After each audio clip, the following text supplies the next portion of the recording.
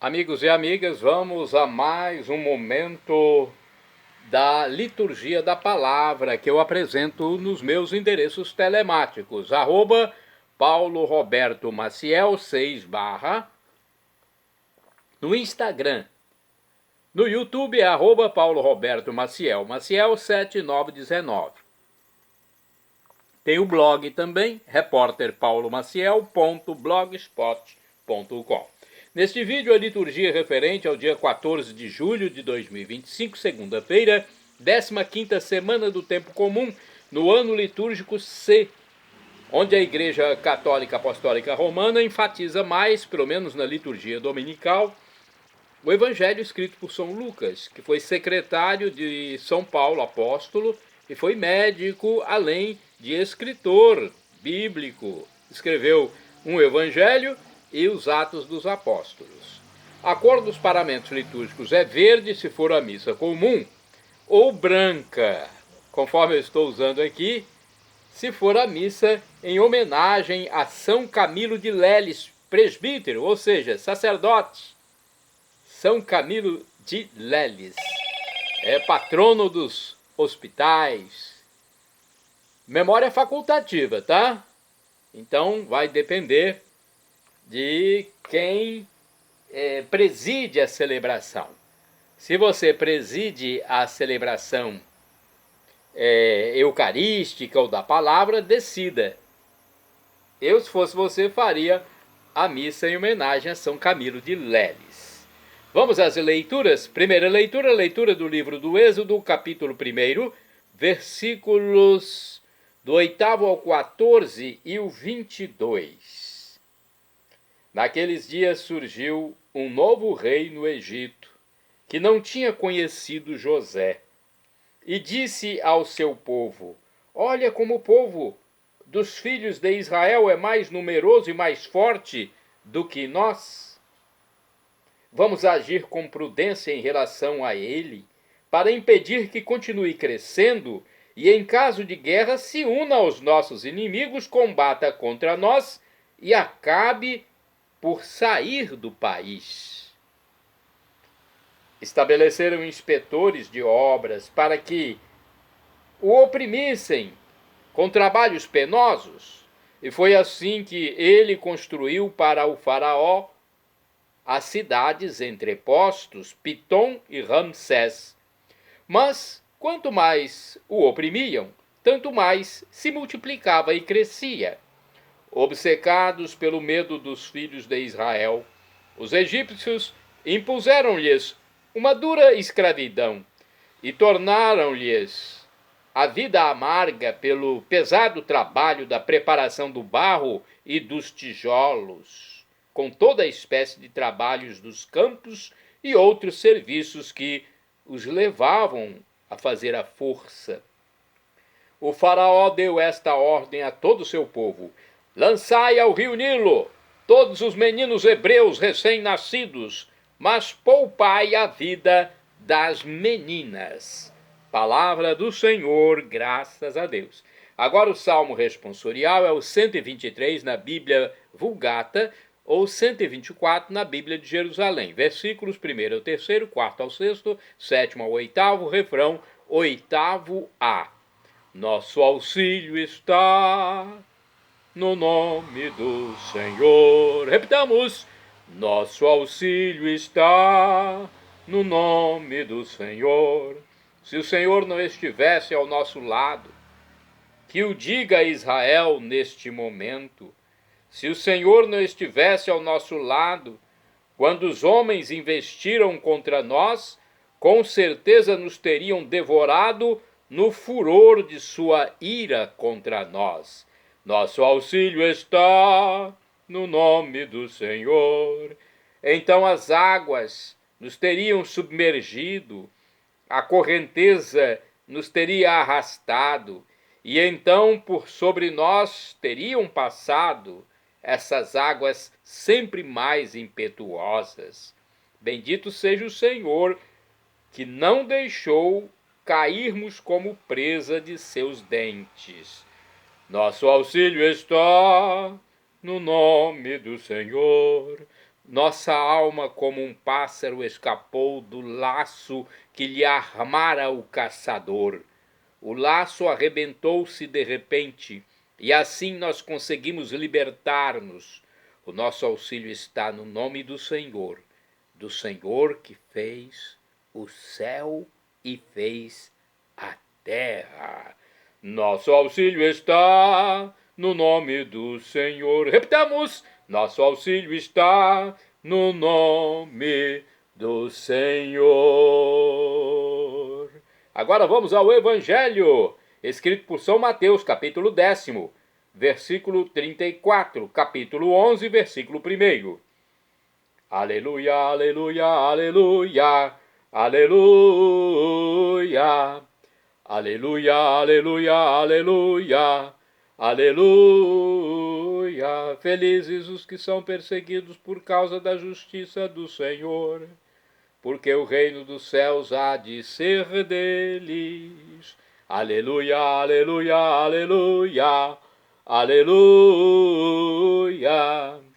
Aleluia, aleluia, aleluia, aleluia. O Senhor esteja convosco, Ele está no meio de nós. Proclamação do Evangelho de Jesus Cristo segundo São Mateus, capítulo 10, versículo 34, até o capítulo 11, versículo 1. Glória a vós, Senhor. Pelo sinal da Santa Cruz, livra-nos Deus, nosso Senhor, dos nossos inimigos. Naquele tempo, disse Jesus aos seus discípulos: não penseis que vim trazer paz à terra. Não vim trazer a paz, mas sim a espada. De fato, vim separar o filho de seu pai, a filha de sua mãe, a nora de sua sogra.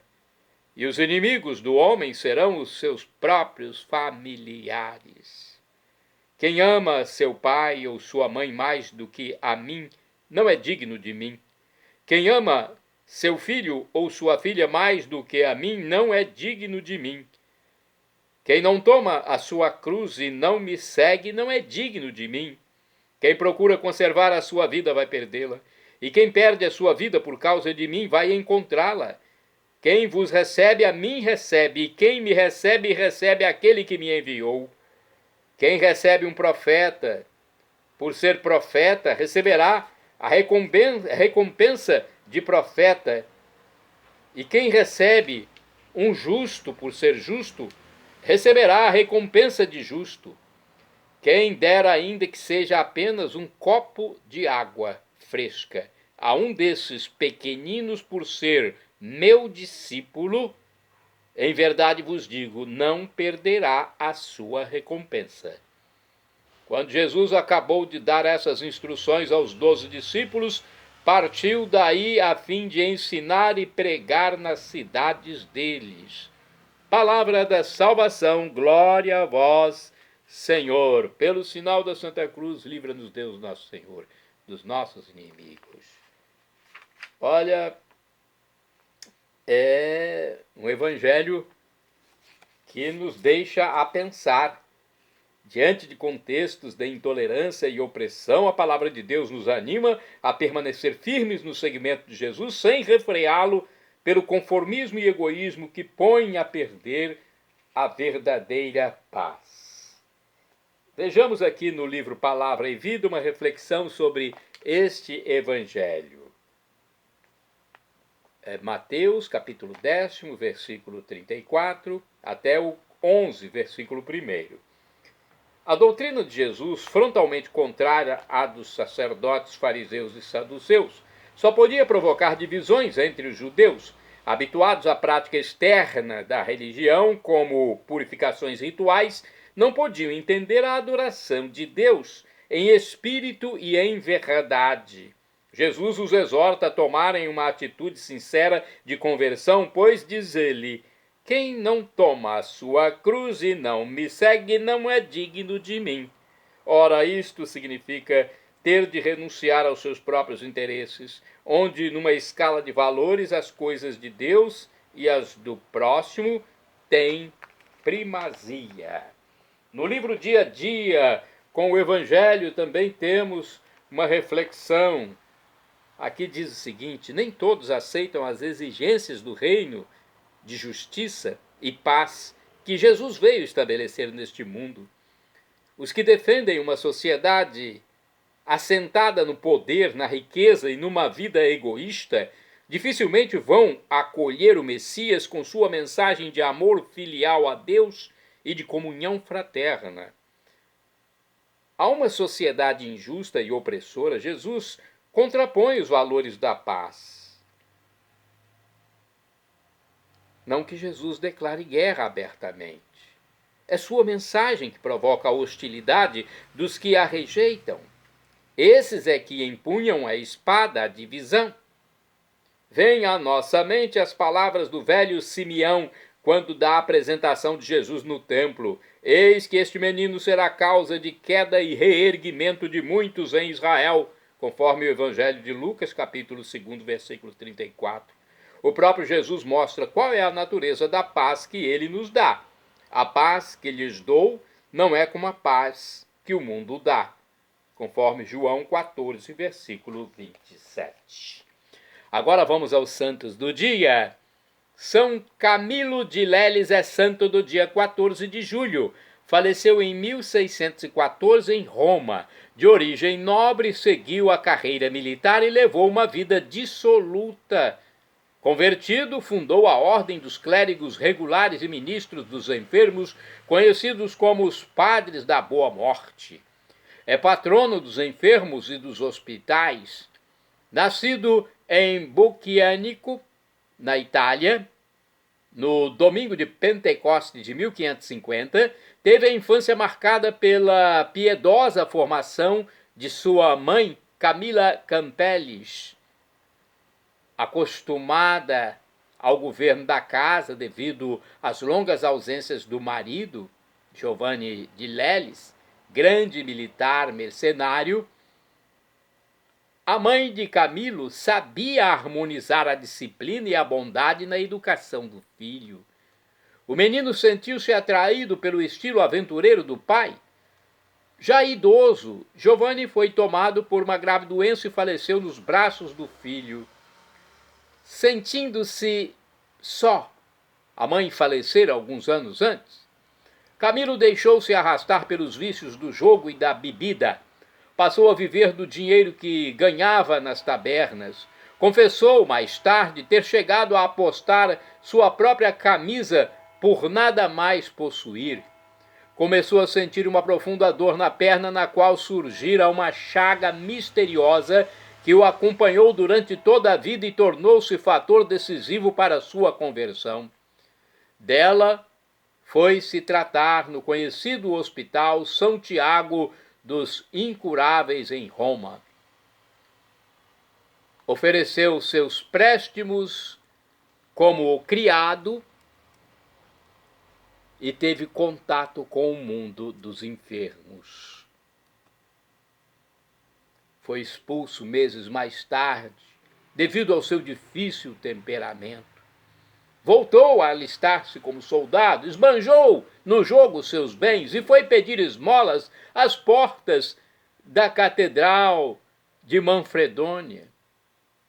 Vendo aquele jovem espadaúdo e robusto, em tão miserável situação, um caridoso ancião chamado Antônio de Nicastro ofereceu-lhe o trabalho de operário no convento dos Capuchinhos.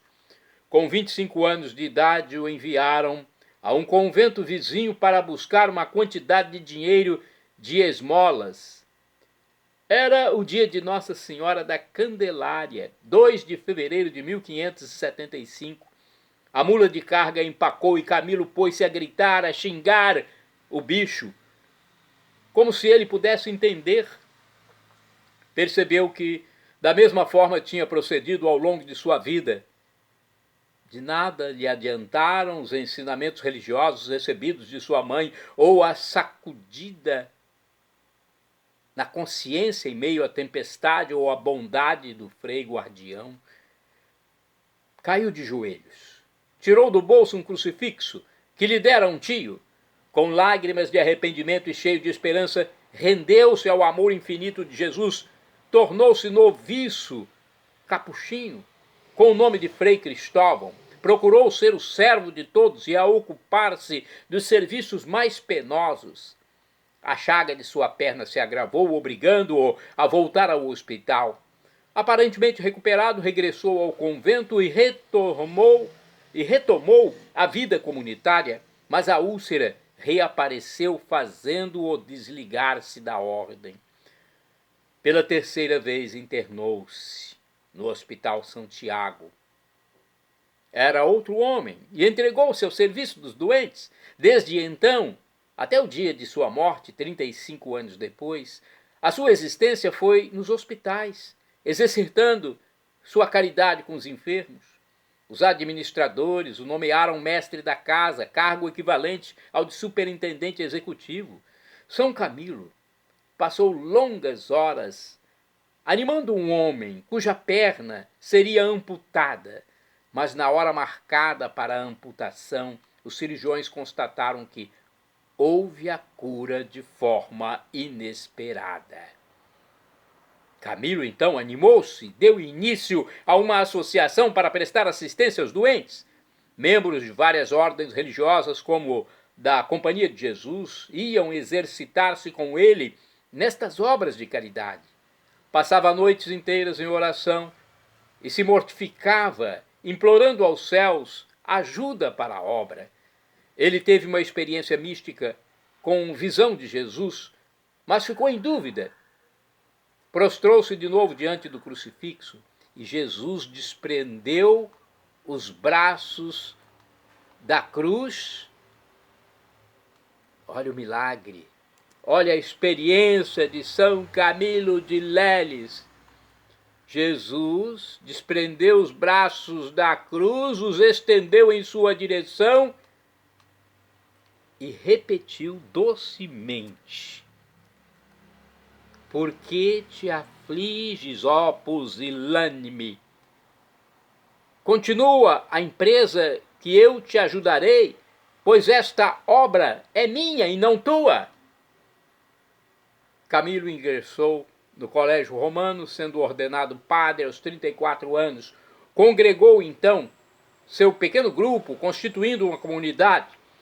Seu modo de vida foi aprovado pelo Papa Sisto V em 1586, que deu à nova instituição o nome de Congregação dos Ministros dos Enfermos, a qual tomou como hábito uma capa negra ornada com uma cruz vermelha, portada sobre a batina clerical. 5 anos mais tarde, o Papa Gregório XIV a elevou à categoria de ordem religiosa com o nome de Ordem dos Clérigos Regulares Ministros dos Enfermos, que ficou conhecida como Ordem dos Camilianos, em referência ao seu fundador e primeiro superior geral.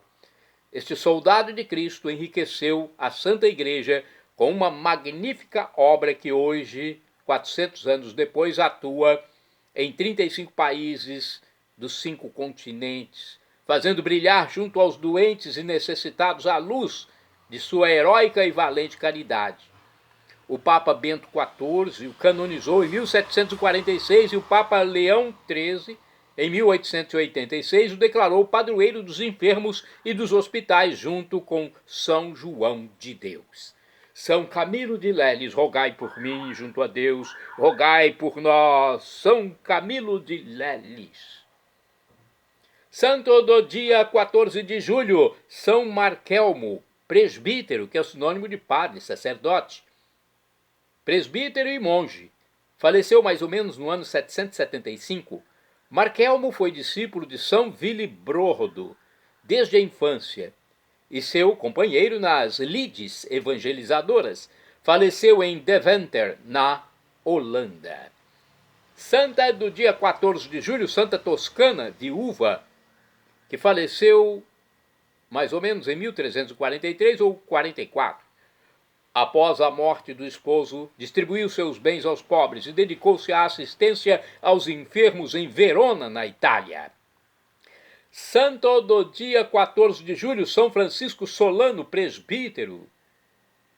Faleceu em 1610. Francisco Solano foi missionário franciscano espanhol.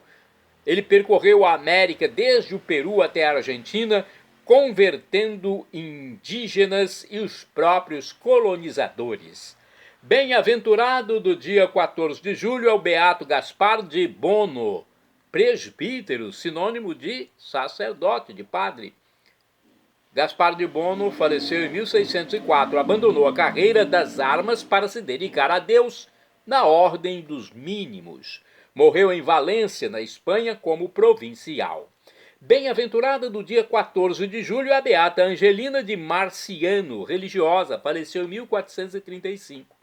Tendo ficado viúva, viveu durante 50 anos exclusivamente a serviço de Deus e do próximo. Deu início à ordem das terciárias franciscanas de clausura. Bem-aventurado do dia 14 de julho é o beato Gebre Miguel, presbítero, ou seja, padre, sacerdote e mártir, faleceu em 1855. Foi monge monofisista da Etiópia, converteu-se e ingressou na congregação da missão. Foi por isso submetido a suplícios durante 13 anos, ao fim dos quais morreu de fome e sede. Beato Gebre Miguel, rogai por mim, rogai por nós. Shalom Adonai é uma expressão hebraica que significa a paz de Deus, é o que eu desejo para todos vocês, meus irmãos e irmãs. A paz de Cristo Jesus. El Shaddai, também do hebraico, significa Deus onipotente, Deus todo-poderoso. Ele proverá aquilo que você deseja, se for para o seu bem. O professor e escritor de mais de 100 livros da Igreja Católica, Felipe Rinaldo Queiroz de Aquino, em seu canal no YouTube, onde responde às nossas dúvidas, diz que Deus pode nos dar uma dessas 3 respostas. Sim, não ou espere. Qualquer das 3 devemos acatar, afinal de contas, estamos lidando com o Criador de tudo, o Criador do universo, nosso Criador. Até o pai físico, a mãe física, dá um não para o filho quando vê que é o melhor. Imagine Deus, que é onisciente, onipresente, onipotente. E agora eu clamo do aramaico dialeto de Jesus, Maranatá, como dizemos nós católicos, ou Maranata, como dizem nossos irmãos separados, os evangélicos ou protestantes. Não importa a pronúncia, o significado é o mesmo. Vinde, Senhor Jesus. Um dia ele voltará e será o juízo final. Esteja preparado. Acredite em Jesus como Deus, no mistério da Santíssima Trindade. Ela é a segunda pessoa da Trindade. O Pai Criador, o Filho Jesus Cristo, nosso Redentor, e o Espírito Santo, nosso discernidor, nosso santificador. Creia em Jesus como Deus, seja batizado. Se ainda não se batizou, batize-se, procure o batismo. E arrependa-se dos seus pecados para não morrer em pecado mortal, grave.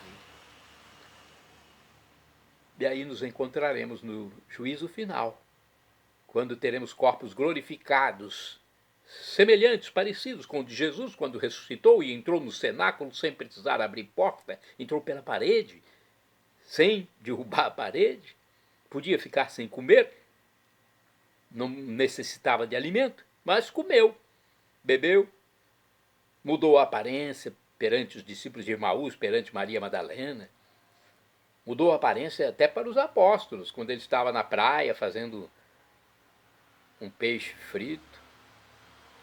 É um corpo assim que nós teremos. O apóstolo São Paulo diz que o sofrimento de agora nem se compara com a glória futura que será revelada em nós, algo inexprimível, indizível, inefável, inexpressável, grandioso, wonderful, maravilhoso. Perdão, Senhor, pelos meus pecados passados, presentes, futuros, físicos e espirituais, pecados do pensamento, palavras, atos, omissões, e me dê a vida eterna. Meu Jesus, eu quero a vida eterna convosco. Acesse @Paulo Roberto Maciel 6/ ou @Paulo Roberto Maciel 7919 no YouTube. Mais de 11.000 vídeos que eu já fiz. E eu não sou monetizado, tudo está liberado para você, de forma gratuita, desde que use com responsabilidade, com sensatez. Acesse Paulo Roberto Maciel Maciel. Shalom, a paz de Cristo Jesus.